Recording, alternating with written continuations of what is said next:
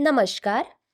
સમગ્ર શિક્ષા રાજ્ય કચેરી ગાંધીનગર તરફથી હું કાઉન્સેલર મૈત્રી ચૌધરી આપ સૌનું હાર્દિક સ્વાગત કરું છું. આજે ઓટો સર્વિસ ટેકનિશિયન લેવલ 3, જેમાં ઓટો સર્વિસ ટેકનિશિયન એ એવો કુશળ વ્યવસાયિક છે જે વાહનોની તપાસ, મરામત અને જાળવણીનું કામ કરે છે. આજના સમયમાં વાહનો જીવનનો અગત્યનો ભાગ બની ગયા છે. તેથી તેમની યોગ્ય સેવા અને સુરક્ષા માટે પ્રશિક્ષિત ટેકનિશિયન ખૂબ જરૂરી છે. ઓટો સર્વિસ ટેકનિશિયન એ engine, brake system, electrical system, suspension અને અન્ય મશીનરી ભાગોમાં ખામી શોધી તેને સુધારે છે. તેને ઓટો સર્વિસ ટેકનિશિયન લેવલ 3 કહે છે. તો ચાલો મિત્રો, આજે આપણે ઓટો સર્વિસ ટેકનિશિયન લેવલ 3 વિશે માહિતી મેળવીશું. આપણને માહિતી આપવા માટે આપણી સાથે જોડાયેલા છે કરિયર કાઉન્સેલર જયાબેન. તો આપને વિનંતી છે કે આપ ઓટો સર્વિસ ટેકનિશિયન લેવલ 3 વિશે માહિતી આપો. તો જયાબેન, સૌપ્રથમ જણાવશો કે ઓટો સર્વિસ ટેકનિશિયન લેવલ 3 એટલે શું?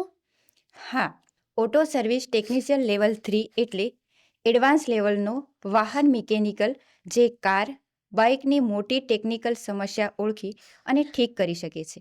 લેવલ 3 પર ટેકનિશિયન પાસે સામાન્ય સર્વિસ કરતાં વધારે જ્ઞાન અને અનુભવ હોય છે. ઓટો સર્વિસ ટેકનિશિયન લેવલ 3ની કામગીરી શું હોય છે અને તે ક્યાં કામ કરે છે? ઓટો સર્વિસ ટેકનિશિયન લેવલ 3 ની કામગીરી એટલે વાહનોની ઉચ્ચ સ્તરની સર્વિસ, ચેકિંગ અને રિપેરિંગ. આ લેવલ પર વ્યક્તિ મુશ્કેલ ટેકનિકલ ખામીઓ પણ ઠીક કરી શકે છે. વાહનનું સંપૂર્ણ નિરીક્ષણ કરવું, ઇલેક્ટ્રિકલ અને ઇલેક્ટ્રોનિક ફોલ્ટ શોધવું, બ્રેક, ક્લચ અને સસ્પેન્શન સિસ્ટમ ઠીક કરવી, એન્જિન અને ગિયર બોક્સનું રિપેર, ઓવરહોલિંગ, ગ્રાહકને ટેકનિકલ સલાહ આપવી, કોમ્પ્યુટર સ્કેન ટૂલથી ડાયગ્નોસિસ કરવું, સર્વિસિંગ અને પાર્ટ્સ બદલવાનું કામ, ટેસ્ટ ડ્રાઈવ કરીને સમસ્યા ચેક કરવી. જયાબેન, તો તેમના કાર્યસ્થળની વાત કરું તો? હા, તેમના સ્થળની વાત કરું તો ઓટો સર્વિસ ટેકનિશિયન લેવલ 3 ઘણા પ્રકારના સ્થળોએ કામ કરી શકે છે, કારણ કે વાહન રિપેરિંગની માંગ બધે હોય છે. કાર, બાઇક સર્વિસ સેન્ટર, ખાનગી ગેરેજ અને વર્કશોપ, ઓટોમોબાઈલ કંપનીઓના સર્વિસ સ્ટેશન, ટ્રાન્સપોર્ટ કંપની, સરકારી વર્કશોપ, ઇન્સ્યોરન્સ સર્વે અને repair centre, manufacturing plant, factory પોતાની ગેરેજ અથવા સર્વિસ સ્ટેશન શરૂ કરી શકે છે. સરળ રીતે જો કહું તો જ્યાં જ્યાં વાહન છે ત્યાં ઓટો ટેકનિશિયન માટે કામ છે. ઓટો સર્વિસ ટેકનિશિયન લેવલ 3 બનવા વ્યક્તિગત ગુણો કેવા હોવા જોઈએ? હા, તકનીકી સમજ અને રસ, જેમ કે વાહનોની મશીનરી, એન્જિન અને ટૂલ્સ વિશે શીખવાની ઉત્સુકતા હોવી જોઈએ.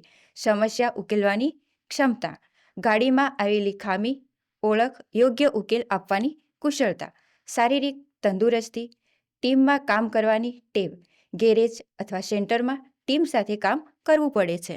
ઓટો સર્વિસ ટેકનિશિયન લેવલ 3 બનવા માટે શૈક્ષણિક લાયકાત શું હોય છે અને તેની ભરતી પ્રક્રિયા શું હોય છે?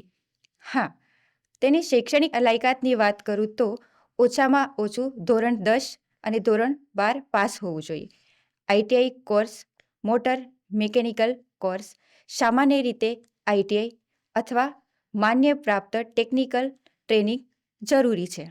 અને તેની ભરતી પ્રક્રિયાની વાત કરું તો અરજી કરવી, લેખિત અથવા ટેકનિકલ ટેસ્ટ, પ્રેક્ટિકલ ટેસ્ટ અને interview. Auto service technician level 3માં માસિક વેતન કેટલું હોય છે? હા, ઓટો સર્વિસ ટેકનિશિયન લેવલ 3માં માસિક વેતનની વાત કરું તો સરકારશ્રીના પગાર પંચ મુજબ અથવા ખાનગી ક્ષેત્રમાં તેમની પ્રતિષ્ઠા અને અનુભવના આધારે હોય છે. લેવલ 3 માટે માસિક વેતન જગ્યા, અનુભવ અને કંપની પર આધાર રાખે છે. ઓટો સર્વિસ ટેકનિશિયન લેવલ 3માં પ્રગતિના અવસર કેવા હોય છે? હા, ઓટો સર્વિસ ટેકનિશિયન લેવલ 3 પછી પ્રગતિના અવસર સારા હોય છે. Senior technician, supervisor, workshop incharge, service advisor, technical trainer, પોતાનું ગેરેજ, સ્પેશિયલાઇઝેશન, ઇલેક્ટ્રિક વાહન, સર્ટિફિકેટથી પગાર અને પદ બંને વધે છે.